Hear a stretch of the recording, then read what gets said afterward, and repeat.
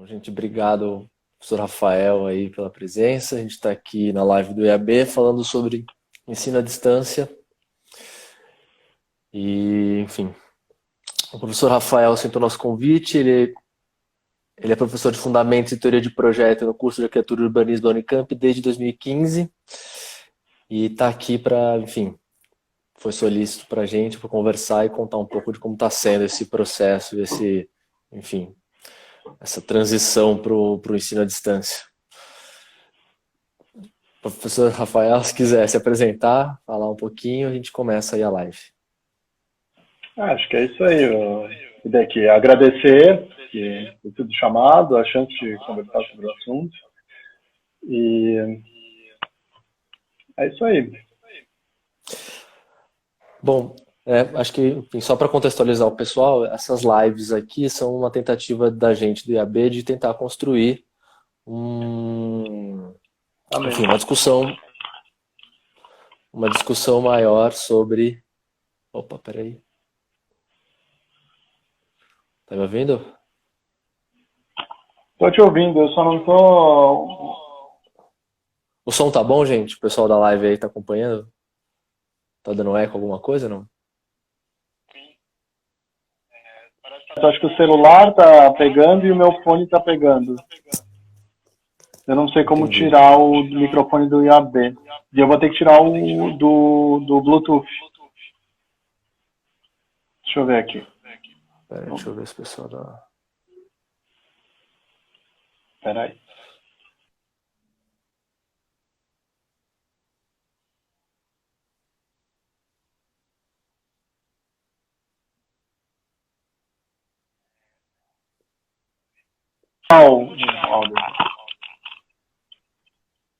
Tá me ouvindo, Hideki? Tô ouvindo normal. Parou o eco aí, gente? Deixa eu ver. Então, acho que agora foi, né? Tem um pouco? Fone aqui, tranquilo. Eu tô. Ué.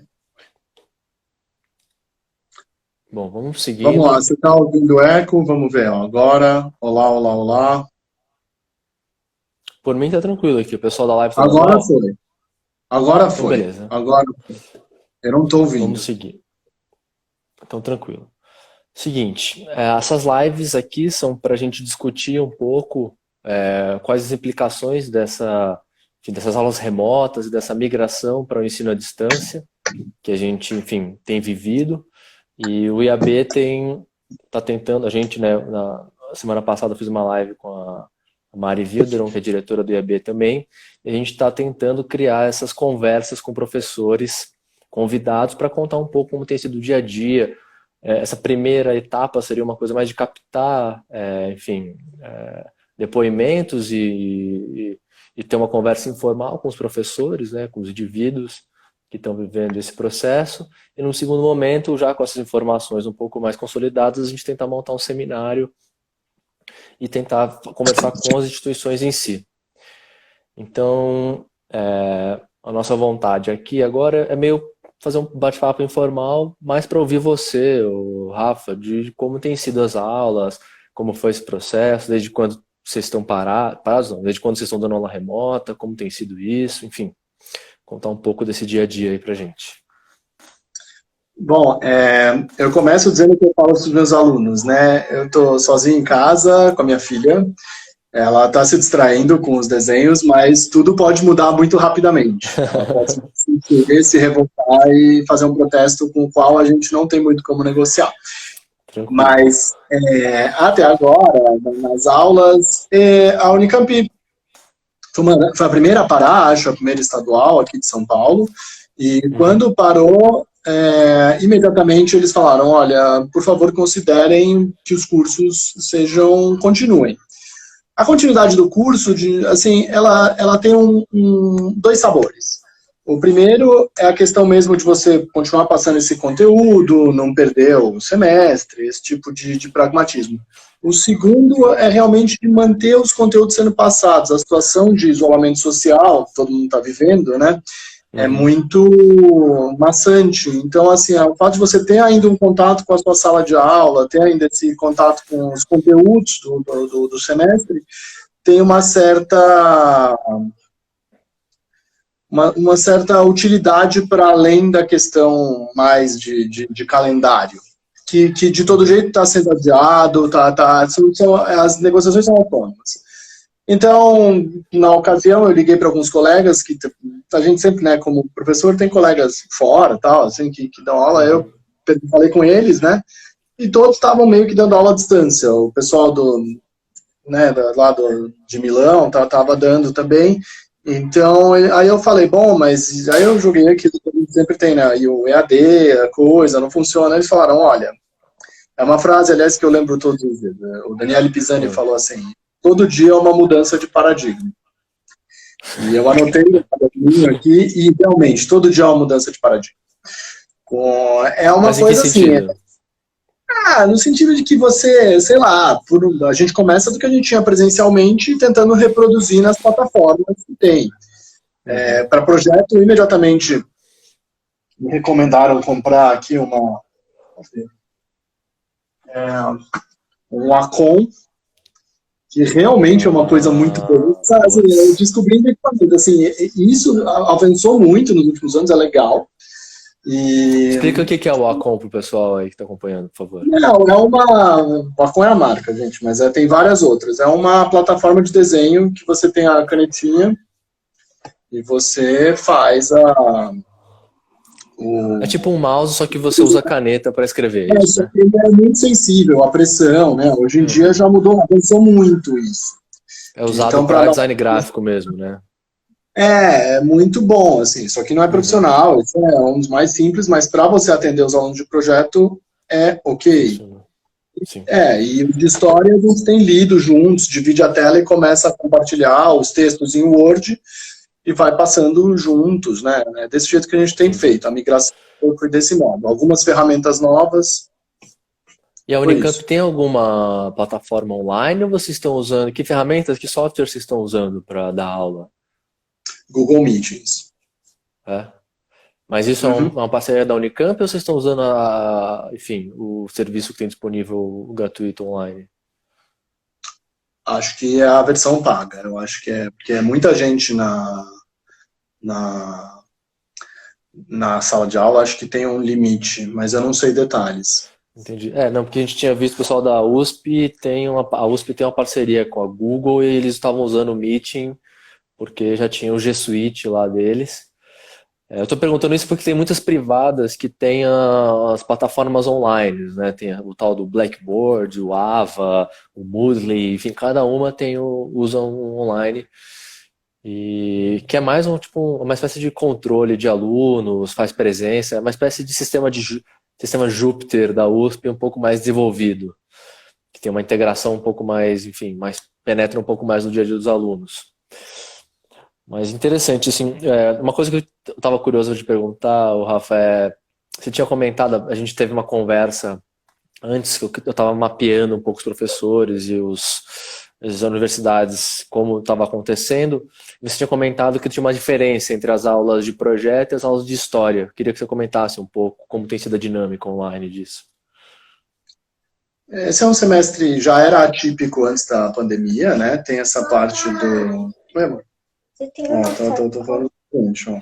Quer uma green? Olá. Não, tem uma sacola. Você tem uma sacola? Eu disse. Tem, tó, usa essa mochila aqui. Não, uma sacola. Tó, tem essa aqui. Não! Ah, sacola não tem, meu amor. Sacola de mercado. Ó, usa essa aqui, eu uso pra fazer mercado. Tá bom? Tá. Deu certo. Boa, boa. Mas é um mau sinal. É um live de ensino e de boa, good parenting, tá certo? Veja bem. Então, aí o que acontece? É um semestre atípico, eu estava tocando uma matéria de projeto, de fato, todos os professores na Unicamp dão um projeto, e acabei que eu estava ministrando as cadeiras de História Contemporânea, que é a minha área, né? Uhum. E em História, realmente a gente está dando as aulas online, os alunos vão ouvindo e podem interromper quando for.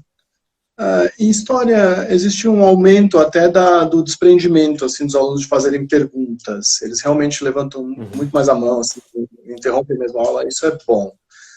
Mas, por outro lado, a gente perde aquela espontaneidade de perguntar, isso aqui, sabe, a opinião. É como se, realmente assim, em projeto é um pouco mais fácil, porque os alunos montam uma apresentação, e dessa apresentação eles vêm e trazem eles montam uma apresentação, e aí eles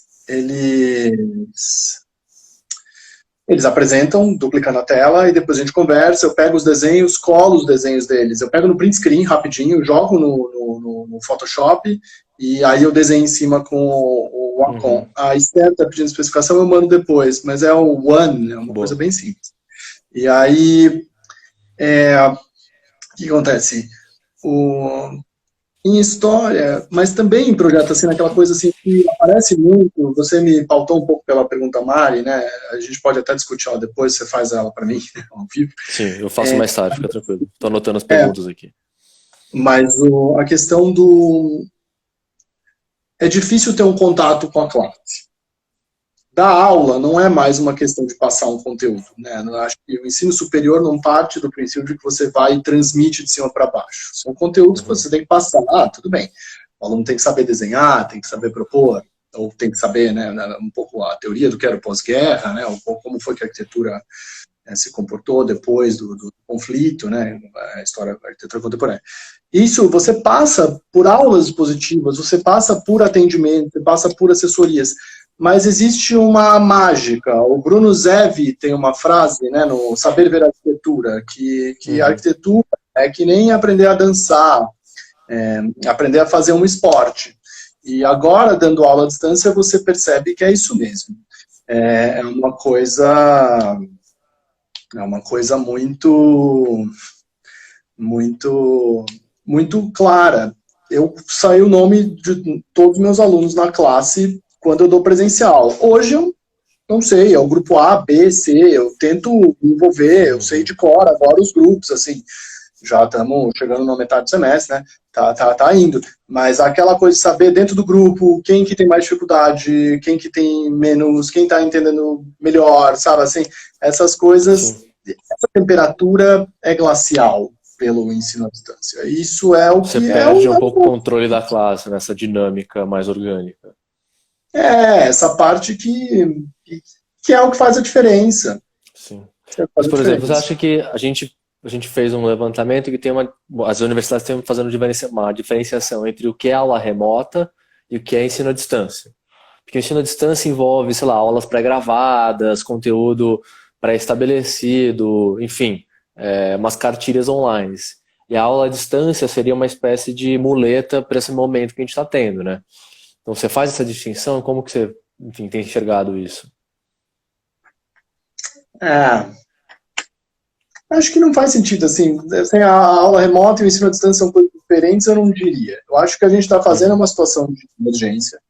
Eu acho que existem coisas que são muito administrativas. Tipo, a avaliação dos alunos é uma coisa muito mais etérea. Eu não me sinto confortável de Uhum. bombar ninguém. O que os alunos estão ouvindo Sim. aí, já podem ficar tranquilos, porque é isso. Ó, tá se O, comprometendo, hein? Não, mas é verdade. Assim, outra coisa, eu não me sinto à vontade de prever um calendário que entre em agosto, sabe? Assim, então, aqui a colega está falando das discussões de pós-graduação, a gente cancelou a nossa da pós, porque era de seminários, de apresentar. Eu comecei a fazer seminários com meus alunos mais próximos, e semestre que vem a Sim, gente presencialmente vai dar. A gente também reconhece que tem limites. Uma coisa é você sim. tentar uma A gente experiência, tá, outra coisa é você. sim. A Sim. gente tá também, só para avisar o pessoal que a gente está tentando organizar uma live só para falar de pós-graduação daqui a 1 ou 2 semanas. Então tem tipo um foco em pós-graduação, para a gente entender um pouco também como tem sido o impacto disso no pessoal da pós lá. Mas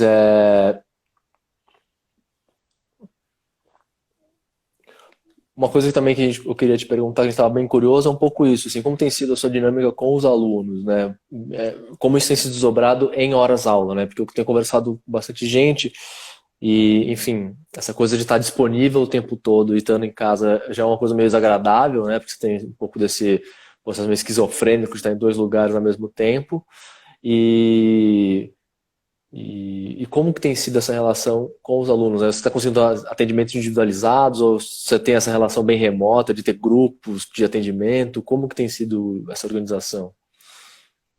O exercício não é individual da matéria de projeto, então eu recebo os grupos e peço para que os outros fiquem online. Eles ficam. O atendimento é surpreendente, assim, as pessoas realmente ficam online. Se estão ali ou se estão vendo o BBB, não importa, eles estão lá. Isso é maravilhoso. Tem coisas legais, assim, tem muita coisa. Mas assim, aí cada grupo apresenta, só que assim, cada grupo apresentar, os coitados têm que fazer uma apresentação toda vez. Eu falo, não precisa, pode ser um croquis, mas você sempre se arruma, né, Para esse tipo de... digitalizar, né? Entende, assim, não tem muito.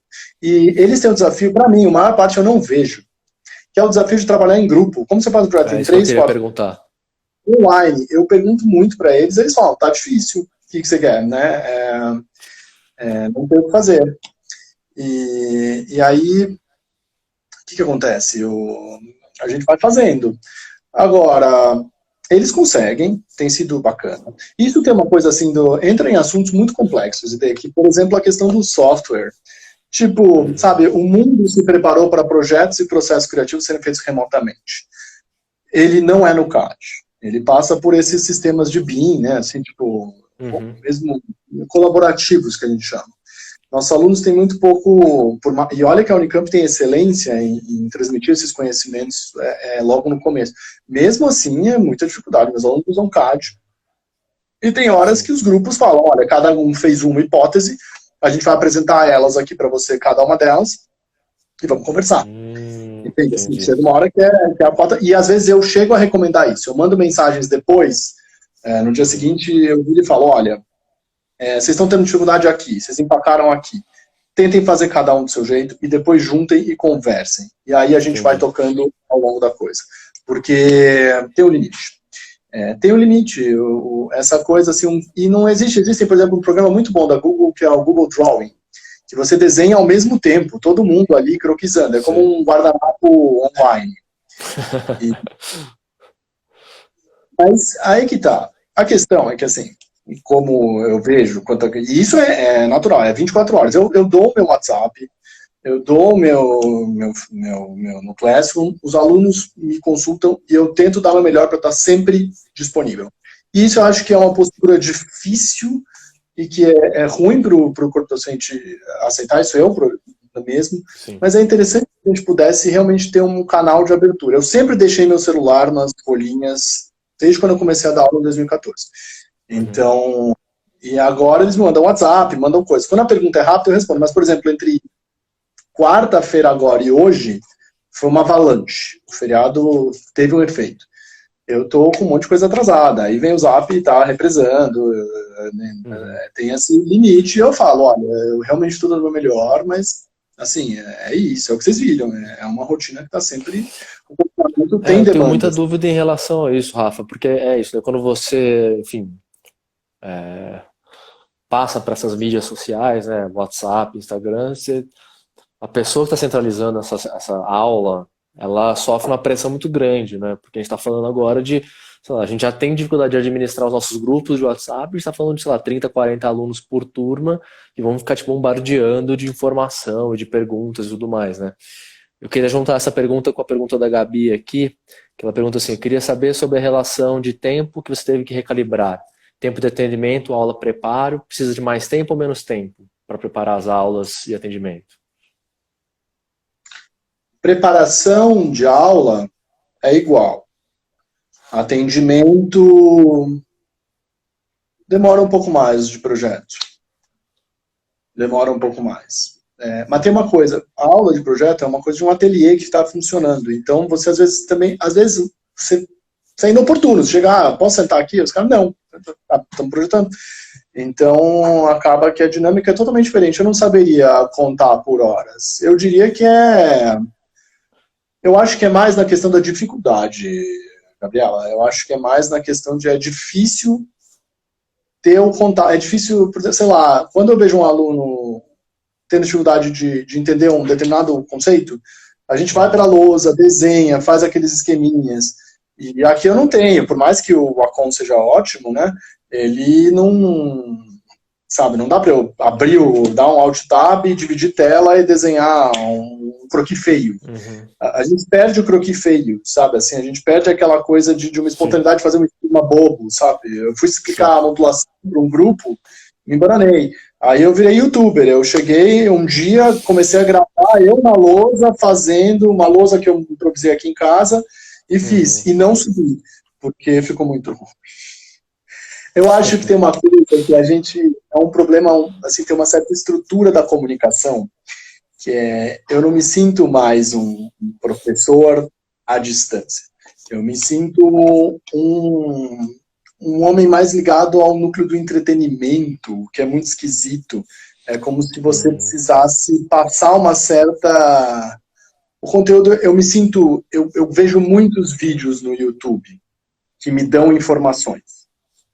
São os vídeos de como passar das fases nos jogos de PlayStation que eu jogo. Então, eu estou filmando como matar um Cross Cloud, sei lá, adoro, Horizon. E eu me sinto explicando o Aldo Rossi como meus colegas me falam para eu pegar o Ranking S na missão X do Metal Gear. É assim que eu me sinto. Eu não me sinto um intelectual que tá... Eu não me sinto um professor passando uma coisa. Eu realmente sinto que é como se eu estivesse passando algo, um conteúdo mais pragmático. E a arquitetura, por mais que seja uma arte muito pragmática, né, envolve-se muito, não, tem que ter 720 de modulação, tem que ter, né, não fica de pé, vai cair isso aqui, sabe? Mas existe uma parte que ninguém pega.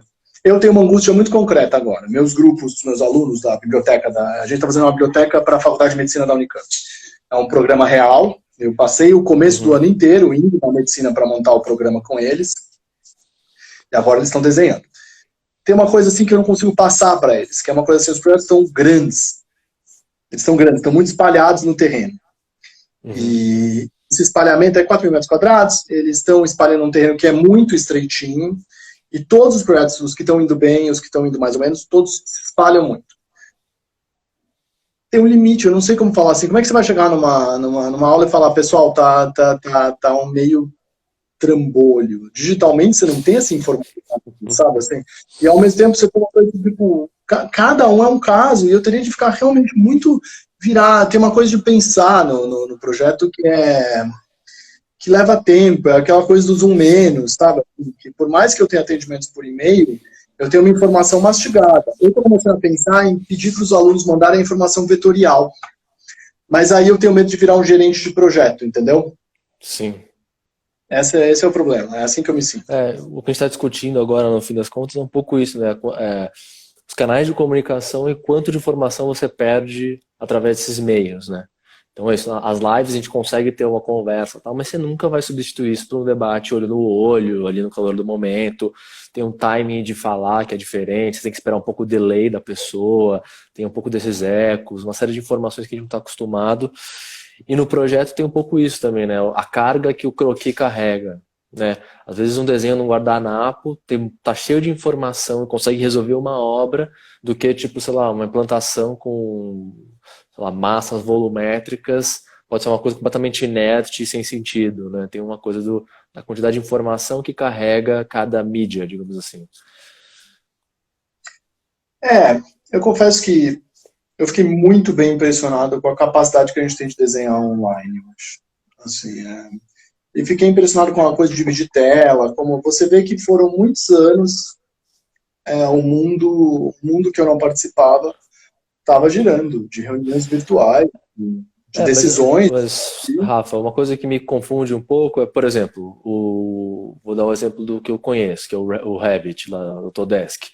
A gente usava uma plataforma dele lá que era o Collaboration 360, que era tipo uma plataforma online que você consegue abrir o arquivo BIM E aí eu, aqui no Brasil, conseguia abrir simultâneo a um cara, sei lá, nos Estados Unidos ou qualquer lugar do mundo, e a gente ia, tipo, alterando o modelo e automaticamente ele dava update, esse modelo ficava na nuvem, e aí, tipo, tudo que eu dava, atualizava, ele atualizava no modelo, tudo que o cara atualizava, ele atualizava no modelo. Então a gente conseguia Uhum. trabalhar remotamente. Só que isso pressupõe que eu já entendo do projeto, isso pressupõe que eu já tenho as ferramentas de projeto. Principalmente uma plataforma BIM, que você está lidando com informações que não são linhas, né, que nem no AutoCAD. Você está lidando com coisas que são parâmetros, né? Eu parto do pressuposto que eu sei o que é uma parede, o que é uma laje, o que é um piso a piso no osso, enfim, o que é modulação, né? Tem uma série de pressupostos técnicos e, enfim, que fazem parte da base do conhecimento do arquiteto que estão embutidos no programa. Né? Normalmente que você transfere isso para uma plataforma colaborativa de ensino, eu tenho muita dúvida em relação a um pouco isso, porque essa perda de informação, estou mais focando nisso, sabe? A gente tem o vetor, que é uma informação muito concreta, XYZ lá, mas falta um pouco dessa. Tem uma margem de erro no ensino, no aprendizado, que perde, né? Você precisa acertar o tempo todo, né, no vetor. Ah, não tem comparação. O ensino de arquitetura de projeto, né? Ele não é uma simulação de escritório, né? Isso seria muito ruim. Mas, Eu eu vou. não sei. Diga. Não, se você quiser desenvolver essa questão, desenvolve, porque depois eu vou puxar a questão da Mari aqui, para relembrar. De quem? Da Da Wilderon? Mari Tá bom. Wilderon. É. Então, eu acho que a questão é essa coisa, não tem muito como você simular algo. E acho que, mas é porque é isso. Você é um outro jeito de pensar que envolve, tipo, sabe, a gente tentou no começo do BIM tentar fazer cursos colaborativos com o pessoal da engenharia civil juntos. Eles desenhavam um Uhum. pedaço, desenhavam outro. É difícil. O ensino de projeto ele é muito misterioso. A gente acha que é uma coisa tipo, Uhum. para um exercício, para uma aula de história, eu tive que estudar um pouco a história do ensino de projeto em ateliê, nesse sistema. Ele é uma coisa muito construída, não é algo naturalizável. Então, é comum a gente querer puxar uma noção de simulação e como se fosse um jeito de você escapar do fato de que a gente está ensinando. Porque quando você cai na coisa de que é uma simulação, aí você também vai começar a ranquear seus alunos. Porque no mundo Uhum. real é isso, atende mais ou menos. E aí é aquele vício clássico, né, de criar uma elite na sua sala de aula e começar a dar dois ensinos. Isso é o que não pode acontecer nem presencialmente, nem remotamente, nem em qualquer escola de arquitetura. A gente tem Sim. que trabalhar para que as coisas sejam igualitárias. Você tem oportunidade de desenvolver os seus caminhos e uns têm ritmos diferentes dos outros. E às Sim. vezes, né, e aí qualquer matéria de projeto tem que ser sensível a isso. Sim, sem dúvida. E também tem a noção de contexto é muito importante na pedagogia, né? No sentido que, sei lá, a gente poderia ter uma mesma grade horária e curricular para todas as faculdades, e o fato de da Unicamp estar em Campinas, um campus tipo, né, específico para ensino, a mesma coisa, essa coisa sui generis da USP, você tem um campus separado, que tem um gramadinho em volta, implantação, uma relação com a cidade diferente, gera turmas diferentes, gera relações diferentes com o espaço, que por consequência geram a gente tem, né, gerações diferentes de, enfim, arquitetos se formando em espaços diferentes, né? Isso é bem, enfim, meio engraçado até. Acho que não é só o espaço, Hideki, acho que é o tempo também, acho que é coisa da turma, sabe? Quando eu dava aula em Uhum. faculdades particulares, eu tinha que dar o mesmo conteúdo na aula da primeira e na segunda aula. Uhum. As turmas se interessam por coisas diferentes, elas funcionam com dinâmicas diferentes, cada caso é um caso. Uhum. Eu acho que o ensino de arquitetura é uma coisa muito tailor-made. Assim, você Sim, pode dar a mesma aula e você vai falar outras coisas, dar ênfase em outras questões. Eu acho que é uma construção coletiva por excelência. sim. Muito bom isso. Por isso que a distância do frio, assim, quanto mais distância você coloca, mais problemas você tem. Sim. Entendeu? Uma questão que a gente estava querendo abordar também, quer dizer, abordar não, mas levantar, meio que dar uma piada, é um pouco isso, assim. O ensino enfim, das faculdades humanas e que tem algum, enfim, ênfase cultural, artístico, dentro desse modelo de ensino à distância, talvez estejam fadadas a acabar, né? Porque esse modelo padronizado, ele pressupõe certas, enfim, ênfases pedagógicas que não estão de acordo com o formato que precisa ter o ensino das faculdades humanas ou da questão, enfim, que tem um objetivo mais cultural, assim. Enfim, é uma coisa que é uma hipótese que a gente está avaliando para ver se funciona, né? Eu não entendi direito. Como assim? Como se o ensino de arquitetura se tornasse uma coisa menos ligada a alguma Não, suposta porque espontaneidade? não, o EAD pressupõe uma padronização e uma espécie de standardização do ensino que não é suficiente para cumprir com o currículo da formação de um arquiteto, ou de um artista, ou de um músico, né? Não tem como você dar aula online, assim, né? O fato de você dar, tipo, a música é um bom exemplo. O fato de você deixar as partituras online, a aulinha de música, não quer dizer que você vai formar boas gerações de músico. Você vai formar boas gerações de pessoas técnicas que sabem tocar um instrumento. Não necessariamente se a pessoa sabe ler uma partitura ou escrever uma partitura, enfim. Mesma coisa com arquitetura. Mesma coisa com tudo, né? Você formaria um economista desse jeito, tomar decisões importantes sobre Sim, o é rumo verdade. do país? Não tem Mas, como tapar o sol com a peneira. O EAD, assim como uma padronização e uma remotização, bom, vamos falar de arquitetura que eu entendo um pouco melhor. Como você faz? A gente cria objetos tangíveis. A gente cria coisas que você entra, sai, que você encontra as pessoas. Conversando com meus uhum, colegas, o Paulo e o Benoit, né, que são pessoas mais próximas, eles estão falando, tem uma coisa na arquitetura que é muito o encontro público. É um uhum, encontro onde você é o imprevisível, sei lá, é a Unicamp mesmo, a FAO, se a gente pensar também, tem essa propriedade. Quando eu estou na minha sala, em Campinas, eu subo, eu desço, encontro alguém, vou, sabe, vou na Cantina do Belo, encontro os professores do Instituto de História, ou o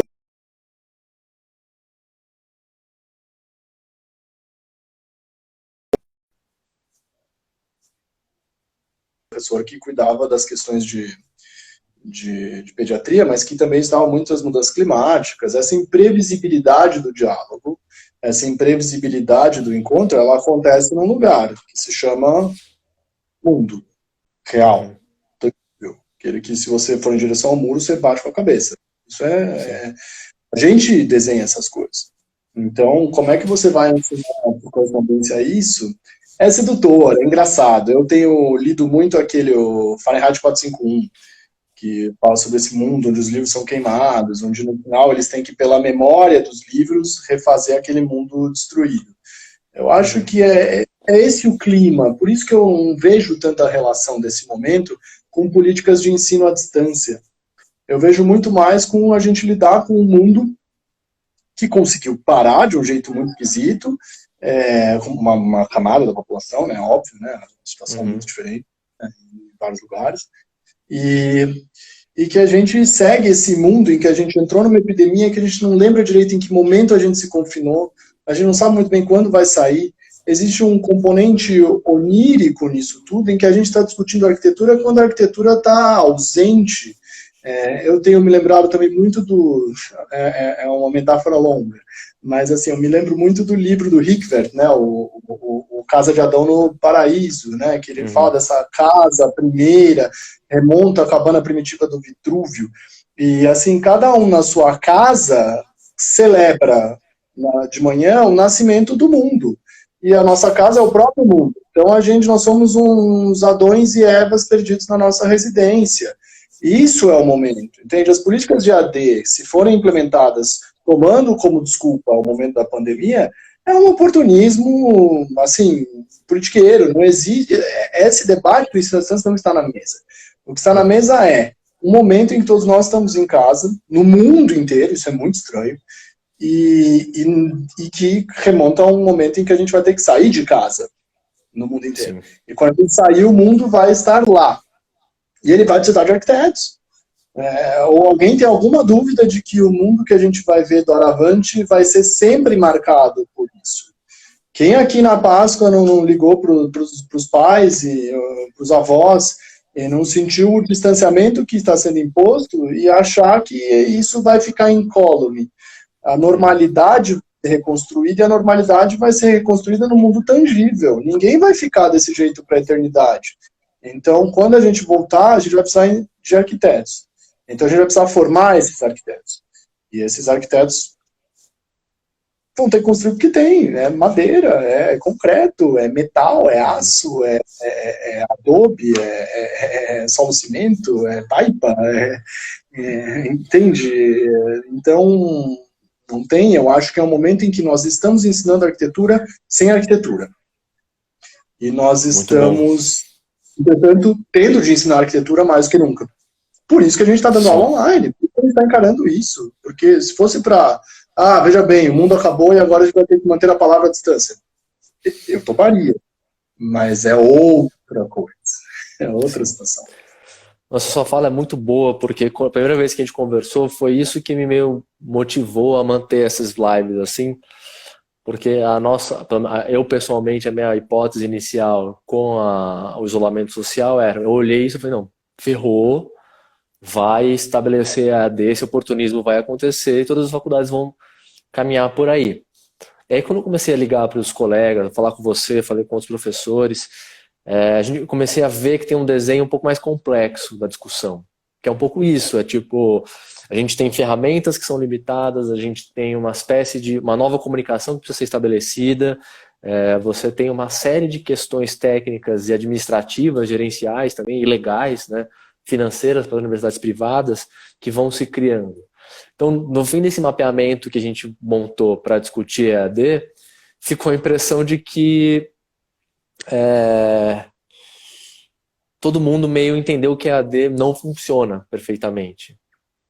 Então, no fim das contas, eu achei que a ideia de ensino saiu fortalecida desse processo, né? Tanto que uma coisa que eu queria ouvir de você era um pouco isso, assim, como que tem sido um pouco a relação da universidade pública com essa parada, porque eu vejo muito discrepante um pouco a relação do pessoal que está dando aula no setor privado e do pessoal que está dando aula no setor público.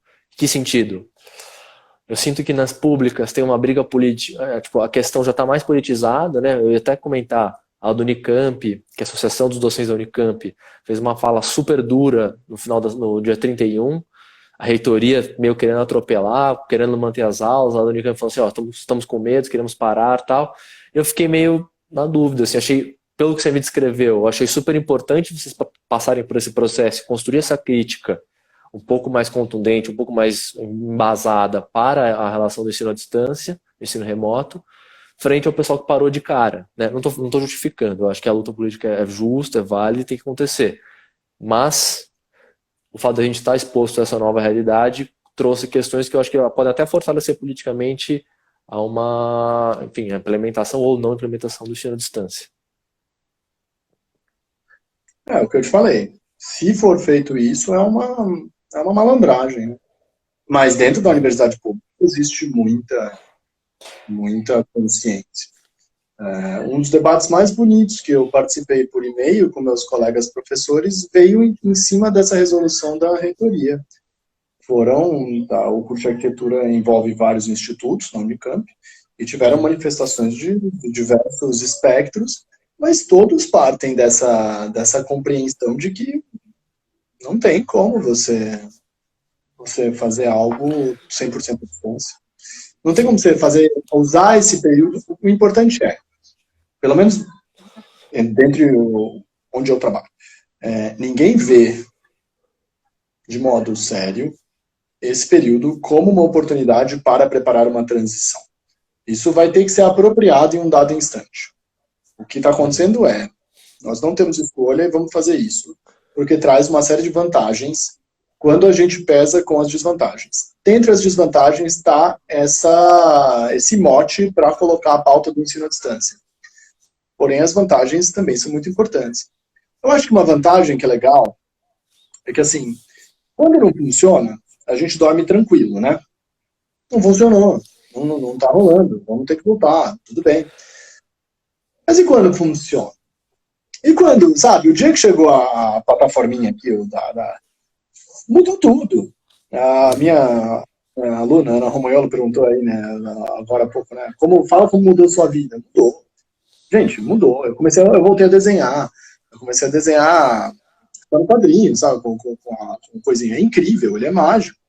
E quando, assim, eu diria que para os alunos, eu tenho muita dificuldade com os alunos que não estão conseguindo acompanhar direito, porque eu não consigo estar perto deles. Então, mas... Posso te interromper, aproveitar o gancho para puxar a questão da Mari? A Mari Wilder não tinha mandado uma pergunta para a gente antes de começar, que era assim, a gente estava compartilhando uns textos sobre ensino e tinha um artigo do New York Times que falava assim, que os professores relatavam que o sistema de bolsas iguala os alunos na sala de aula. Mas quando eles migraram para as plataformas online, as diferenças de classes vieram à tona. Como tem sido isso na Unicamp? Assim, eu tenho conversado com alguns professores, tem algumas universidades que têm dado o laptop para o pessoal usar, tem casos de gente fazendo aula pelo celular, só pelo Zap. Como que está a sua turma aí, Rafa? Sim, existe uma mobilização dentro da universidade de tentar disponibilizar computadores para aqueles que não têm acesso.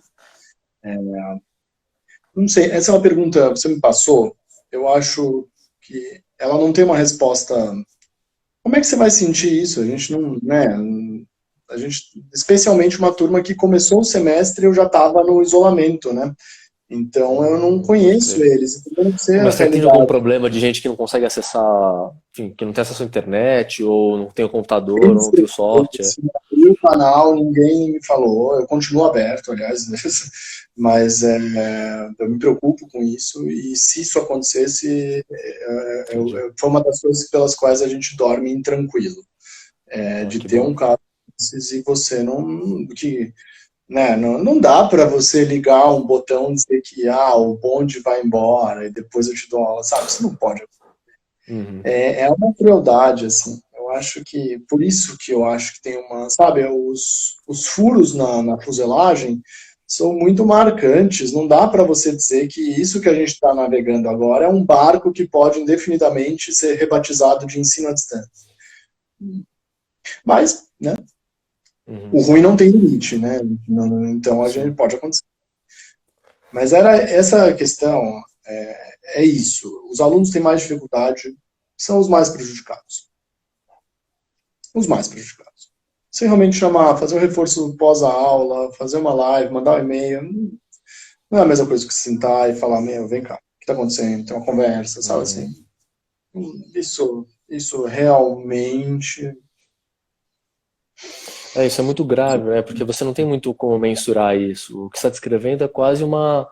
Não, assim, se a gente fosse fazer um gráfico, não é que vai cair a qualidade do ensino, porque talvez a pessoa que seja super boa consiga continuar a puxar a média para cima. Mas na verdade o que você vai fazer é aumentar a desigualdade entre o gap da pessoa que tem dificuldade com a pessoa que flui bem com essas ferramentas, né? Uma pessoa que já ia bem com as ferramentas digitais e softwares, e ela só está tipo, aprendendo mais e, enfim, se aprofundando nessas ferramentas. É interessante. No fim, é um pouco a resposta da pergunta, né? O gap aumenta, nem que seja pela própria dinâmica da sala de aula. Sim. Agora, é aquilo, é o raciocínio que eu estava tecendo, acho que eu até consigo retomar, assim, do jeito que, no fim, esses alunos que vão funcionar, eles vão bem, e tudo bem. Minhas aulas de TFG, eu tenho 5 alunas de TFG esse ano, todas elas, é muito equilibrado. Tá indo muito bem, é excelente. Não sei, eu sinto. Os trabalhos estão satisfatórios. Agora, se tivesse um desequilíbrio como teve outros semestres, eu ia entrar em pânico. E tem uma coisa assim que... Mas é isso, quando funciona, não quer dizer que a gente virar, funciona. Mas o que funciona é um alerta. Eu acho que também o ensino de arquitetura presencial precisa de muita revisão também. Uhum. Eu acho que a Sim. gente precisa considerar que, quando dá certo, quando uma coisa virtualmente funciona tanto quanto uma coisa presencial, o erro não é do virtual, o erro é do presencial. Sim. A gente tem que revisar, e isso não é uma coisa de sala de aula, de como a gente, é uma discussão mais ampla. A gente tem que transformar todas as faculdades de arquitetura. E isso não por uma coisa de, o futuro chegou, as novas técnicas, não é isso. É um mundo diferente. É muito louco o que está acontecendo. É muito diferente do que, sabe, a arquitetura tem que estar sensível a isso. Então, Isso que você desenhar... falou, Rafa, eu acho que até o Pedro de Biasi tinha perguntado aqui, como o IAB está se articulando para barrar a implantação do 40% do EAD, portaria publicada no final do ano passado? Acho que vai um pouco em função, um pouco, sua resposta meio que fala um pouco sobre isso, sabe? É isso, se o MEC está implantando uma portaria, tem uma coisa esquisita, né? Se ele acha que 40% do ensino pode ser feito remotamente, né, tem uma questão política envolvida aí. O IAB se posicionam do jeito que a gente está fazendo aqui. A gente está tentando abrir a discussão e criar uma fala conjunta onde a gente possa começar a conversar com as instituições, né? Enfim, eu acho que tem uma questão aqui também importante, que estou gostando muito do seu relato, porque ele dá uma série de, enfim, a sua turma é uma turma mais homogênea, tem uma condição sui generis de ser uma faculdade pública, tem a questão do vestibular, tem uma série de filtros que já criam um outro, enfim, padrão de aluno. Conversando com os professores das privadas, a coisa fica mais... Você tem menos padronização, assim, no resultado. Assim, você tem muita... Putz, isso, desde o gap é maior, sabe? Você tem um gap muito maior. Você tem gente que tem acesso, o que esse cara aqui é super bom, sabe mexer no computador, tem pessoas que estão, sim, tem dificuldade de mexer no celular, sabe? Então, assim, como que você cria uma sala de aula dentro desse contexto, né? Então, eu estou achando legal a sua descrição, que a gente está conseguindo, tipo, partir para algumas questões mais fundamentais do ensino. Foi bom esse relato. A gente está chegando no final aqui, Rafa. Você quer encerrar com alguma fala? Enfim, quais são as Tem um monte perspectivas para o semestre? o que acontece? Tem um monte de colegas que fizeram perguntas. Não sei. Eu nunca tinha feito uma live, gente. Eu não sei direito. Meus alunos estão... A Sabrina está aqui. Olha só. Que máximo.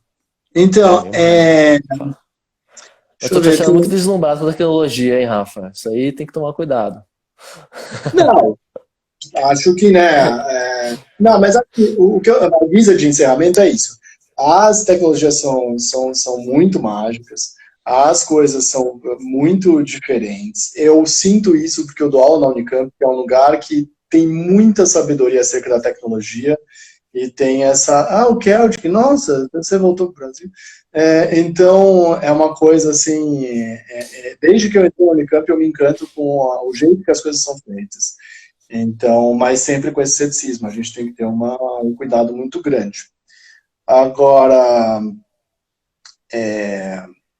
o mais importante é o senso histórico.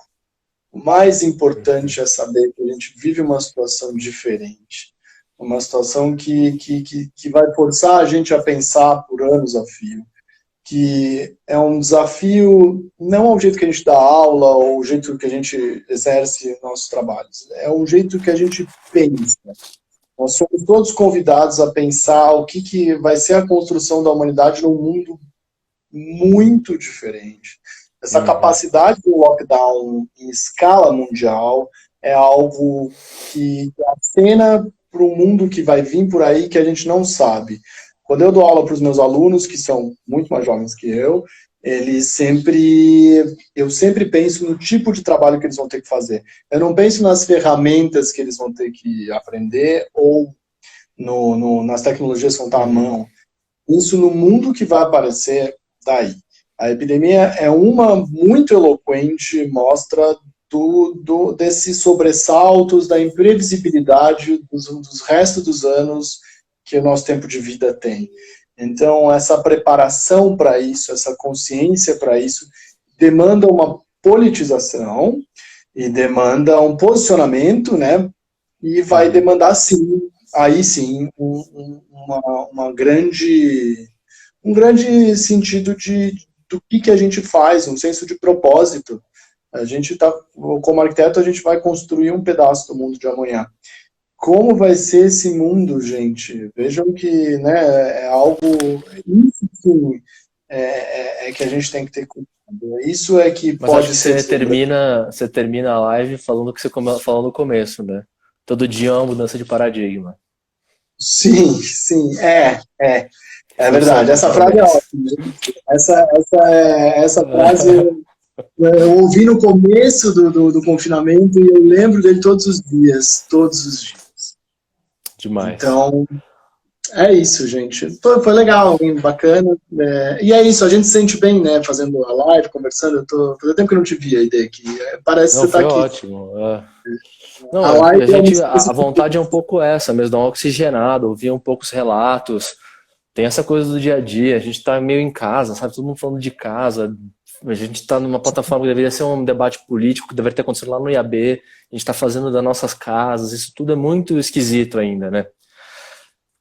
Mas acho que você sim, pontuou bem, eu gostei muito das suas falas, foi muito bom, assim, dar essa dimensão, tipo, geral, falar um pouco sobre, tipo, a atuação com o profissional mesmo, com o pedagogo, assim, muito obrigado, foi muito bom mesmo. Para encerrar, eu só queria, enfim, fazer é, um- um, uns informes, né? Essa semana a gente está enchendo cada vez mais aí o dia a dia do IAB com as lives.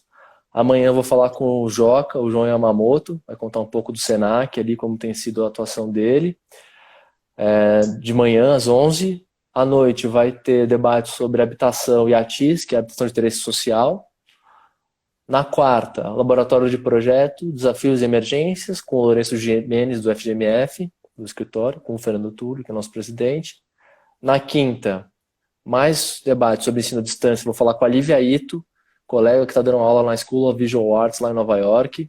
Situação terrível, terrível, terrível. As pessoas estão doentes lá, tá um lockdown tenso pra caramba. Então, bastante curioso para conversar com ela. Na quinta à noite, na sequência, vai ter o coronavírus, explosões políticas artísticas, o pessoal das projeções, com a Gisele Bigelman, e a Maria Cal, que vai fazer essa mediação. Esse é no YouTube. Gente, só lembrando, as coisas que são entrevistas diretas vão ser no Instagram, e as que são debates com mais de uma pessoa são todas no YouTube, tá? E na sexta-feira tem territorialidades e comunidades tradicionais com o Marcelo Rosenbaum, que vai ser legal. A gente está tentando trazer gente diferente para estourar um pouco a nossa bolha e trazer mais gente para falar. Lembrando que toda a programação está no perfil do IAB, né? Entra lá, @IABSP, tem toda a programação diária, eles ficam dando avisos sempre. Na dúvida, entra no site do IAB, iabsp.org.br.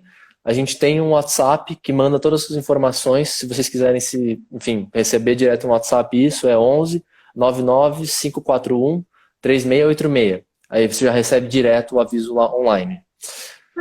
É isso, gente. tá bom, ó, né, pessoal da lá. Tchau. Tchau. Não, tem 81 pessoas. Tem um monte Tchau, de gente, tchau, tá gente. famosa já. Tchau, gente. Obrigado, Rafa. Obrigado, gente. Tchau, tchau. Tchau. Falou.